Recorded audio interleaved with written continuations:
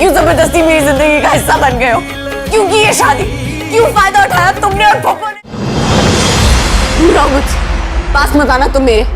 सकता हूँ मगर खुद गर्द और मौका शनास नहीं हो सकता। मैं लाख बुरी माँ से ही कम से कम तुम्हें तुम्हारी मोहब्बत पहुंचाने का जरिया। शर्म करो, और अब हमारा दामाद है। तो टके का ऑन वही रह गया था हमारी बेटी के लिए। ऑन और इसकी माँ राहत शम्सा और साकिब की बातें सुनने वाली होती है। शम्सा इस रिश्ते के लिए बिल्कुल भी राजी नहीं होती और वो साकिब को सह बातें सुना रही होती है। शम्सा गुस्से से कहती है कि ऑन 2 टके का इंसान है जो हमेशा हमारे टुकड़ों पर पलता है और आपने उठाकर अपनी बेटी इसके हवाले कर दी। वो इस लायक ही नहीं है। इससे बेहतर तो ये था कि आप अपनी बेटी को हमेशा घर बिठा कर रखती। तो साकिब शम्सा को समझाते हुए यही बात करेगा कि अब तुम्हें ऑन के बारे में ऐसी बातें नहीं करनी चाहिए क्योंकि अब वो हमारा दामाद बन चुका है। लेकिन शम्सा के दिल में ऑन के लिए जरा भी इज्जत नहीं होती। वो बहुत ज्यादा गुस्से में होती है और ऑन की कदर नहीं करती, जबकि हकीकत ये है कि ऑन ही हमेशा इनकी हर मुश्किल और मुसीबत में इनका काम आया।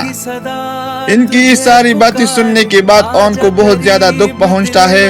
वो खामोशी से वहाँ उठकर लॉन में जा बैठता है। इसकी माँ भी बहुत परेशान नजर आ रही है। वो ऑन के पास जाती है और इसे तसल्ली देने की कोशिश करती है कि इनकी बातों का बुरा नहीं मानना चाहिए। ऑन की माँ इससे कहती है, चाहे मैं कितनी भी बुरी हूँ लेकिन मैंने हमेशा तुम्हारे दिल की बात को समझा है।